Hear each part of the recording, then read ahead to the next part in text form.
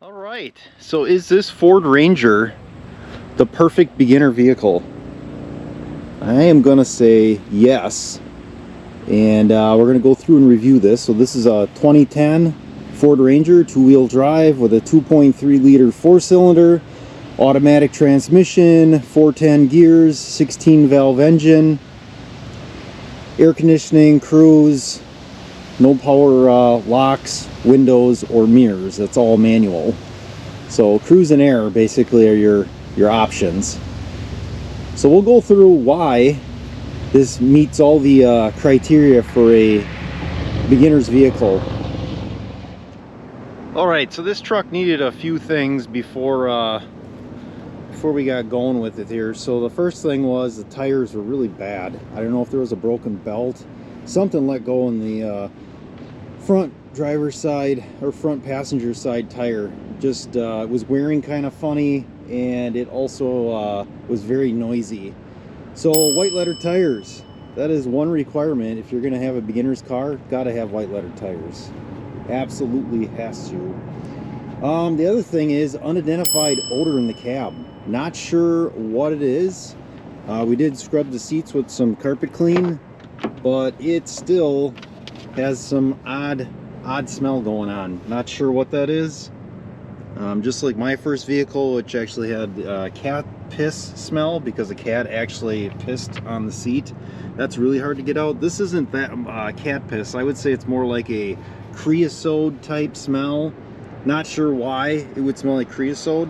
So kind of to carry on with that same theme would be gotta have a air freshener of some sort. In this case, I went with the pine smell. I know black ice is usually pretty popular as well, but that's one thing you're gonna want if you're a beginner driver is a air freshener and a cab that has some sort of unidentified odor. The other thing, body rust. You're gonna look at this thing and say, well, there's no body rust on this thing, and that is where you are wrong. Underneath this thing is just completely rust. Like everything is just rusted. I wouldn't be surprised if this rear shackle lets go on the leaf spring. But if you look at the bumper here, this bumper, I believe from factory, was just primed black. It was never a gloss black or anything like that. So it's pretty rough. And then if you come around, you guessed it, cab corner, all sorts of rust in there going on. So, and then the other place we can look, ooh, that's gonna be hard to see, right up in there, whole way along, whole bottom of the door's all rusty. So that's another thing you need is body rust somewhere on the truck. Otherwise, not too bad. I mean, the body's in pretty good shape. I did go through and went through and three-step the thing. I used the Meguiar's and did like the buffing, the polish compound, and I put some sort of generic wax on it. So it looks like it's pretty nice, but there are definitely some rough spots in the paint.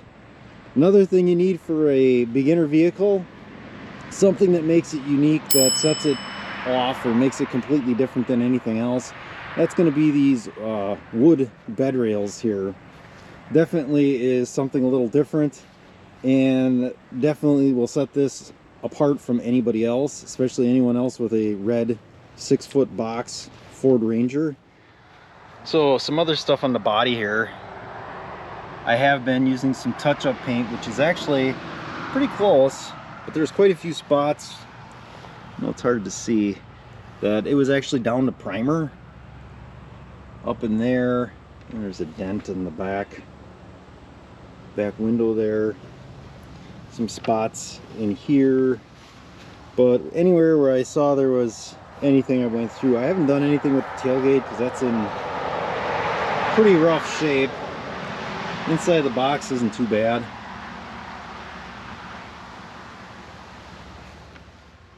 All right, so let's come in to the interior. So another thing beginner vehicle is going to need is going to be some sort of 12-volt accessory added. A lot of cases you're going to see fog lights, maybe some type of horn or added horn, different type of horn. In this case, I added a charger here. So this is going to be for charging the phone and accessories, that type of thing. So all you need is a cord for that. So what you might be saying is, well, you got a cigarette lighter here and you got a power point here. Why wouldn't you just buy one of those chargers for that? And the reason, let me just turn this key ahead so it stops. The reason for that is these are live at all times, and I'm worried that if we leave that in there, it's probably going to go dead because it'll just be left on all the time. This battery was pretty weak to start with. The battery's pretty old. So what I did was added this, actually cut into this. I pulled this whole piece out, and the four-wheel drive units would have four-wheel drive here, so I knew I would have room for this. And I actually tapped this into a keyed switch, so it's only on when the key is on, either forward or if you turn it in the back position, that's the only time it's on. So I figured that way we don't have to worry about having a dead battery. One other thing a beginner vehicle should have is a different radio. So we have been looking at getting a different radio. My daughter wants something with Bluetooth. I like this because it's factory and it's very basic. It's so simple to use, and it only has 4 presets, so really super simple to use. But we may end up looking at something else. Alright, so here is the engine. The 2.3 16 valve. So 2.3 has been around for a long time. My dad actually had a 94 Ford Ranger with a 2.3 liter, and that one had 8 spark plugs. This one just has 4. So automatic transmission, really not much to look at underneath here. It does have air conditioning. So one other thing your beginner vehicle should have is a burning oil smell or an oil leak, and in this case we actually have both. I don't know that it's burning oil, but the fact that the front cover, which it's kind of hard to see, I tried to clean it up this morning to figure out where it's leaking from, but this whole cover behind this power steering pump here is wet, oily the whole way down, so it kind of gives you that burning oil smell as you're driving it once it gets warm. So that's something you should have as well. So, or if you don't have that, at least it should leave a couple drops of oil on the ground. That's mandatory. You got to have that. So if we got everything on the list here, I think we hit everything besides the aftermarket radio. We got white letter tires, unidentified odor in cab, we got an air freshener, we got body rust, the burning oil smell or leaking oil, and added 12-volt accessory, and something that makes it unique, which was the wood bed rails. Alright, so in a second here we're gonna go through what I've all done with this truck so far. Alright, so I kept all the boxes here, and these are all items that I changed. So the first thing I started with was the air filter, and I wasn't going to change it, but when I pulled it out to look at it, the air filter actually was not on, like an animal had been trying to make a nest in the air filter housing. So got a Motorcraft air filter. The next thing I looked at was the fuel filter, which was pretty rusty, original, so I figured now would be a good time to change it. So that's what I did, put on a new fuel filter. Then the next thing was the spark plugs. Those weren't changed as well. I figured now would be a good time to do it. So got a box of 4 spark plugs, changed those as well. Then I moved over to the shocks. So the rear shocks, I was actually just pulling them out, just checking them. One of them was completely locked up and wasn't doing much. So changed the back 2 shocks first, started with that. Then I went to the front. One of the fronts was pretty slow. It responds, but it's very slow to come back after it's been compressed. So changed both of those as well. Then I went and did a coolant flush and used the Xerox G05. So I think I bought 3 gallons of that, and that's premix. And then the last thing I did, which I wasn't going to do because the oil sticker said it was good, was change the oil. However, it was actually pretty dark once we drained it, so I don't know what the story on that was. And we put in some good high quality full synthetic 520 in there as well. So let's take a look at the parts. Alright, so here's the air filter, and you can see something had just started gnawing on this, so I'm not sure what got in there, but something was definitely chewing on this, so we replaced that. This original fuel filter, didn't look too bad, but it was original, so I changed it. This was the oil filter that was on there, and this thing was cranked down ungodly tight. I don't know why it was cranked down. I'm not familiar with this brand, so I was just like, nope, we're gonna get rid of that. Alright, so spark plugs, they all look pretty good. The front cylinder, this one was pretty caked up. Was pretty sure I was going to twist this one off in the head. Just did not want to go. Very extremely tight. Had to up the 3/8 ratchet size, get some extra length just to get this one to break free. The rest of them I did with my short drive. They came right out, but you can see this one's definitely got some more carbon and I don't know if that's oil. Definitely caked up on the thread, so I worked that one back and forth. Definitely took a little bit to get that one out. And then here we got the shocks. So these are the fronts, those are the rear. That one obviously is blown.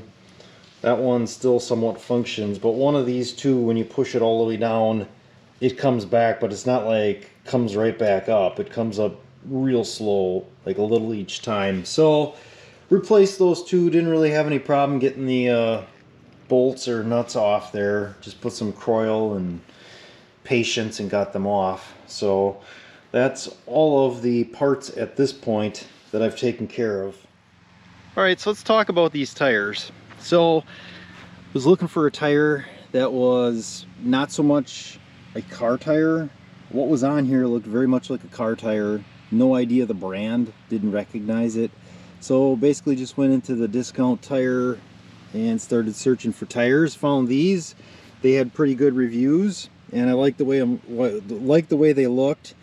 And out the door, installed with the disposal, with the instant rebate, military discount. I think these tires cost me $561. So definitely inexpensive in the way of tires otherwise. I did get a quote from a different place that wanted $850 some for like a brand of tire I've never heard of. However, since having these on, the truck had somewhat of a shake, and if you see by the white chalk marks there, I took it back to Discount Tire and had them rebalance the tires and said this is not working, because it could still feel like a little bit of a vibration in the front and a little bit in the seat. So they rebalanced all of them and said that 2 of them had run out, and they went through and balanced and said it's good. It's better, but I still don't know that it's perfect. I'm not sure, like the wheel bearings and all that, where they're at. I haven't done anything with the brakes. The brakes seem fine. They don't make any weird noises, so I'm not tearing into that. Just gonna let that be at this point. I did take it in and had a front end alignment done, and it was basically spot on. They adjusted it a little bit, but I mean, it was very, very minor adjustments. So everything there checked out. They did a full suspension check, and they said everything was good. So, not sure. I'm thinking it's just the fact that they're cheaper tires, and maybe the fact that Discount Tire doesn't really know what they're doing. I went there one other time for tires and not super impressed.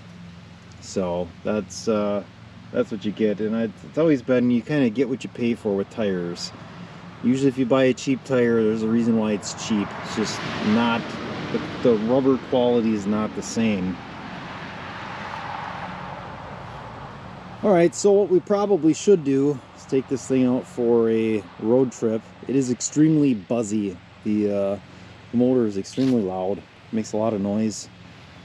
So it goes pretty good if you put it to the floor. Otherwise, not so much. It's pretty slow. Alright, so we're going to go with the student driver here. So let's start it up.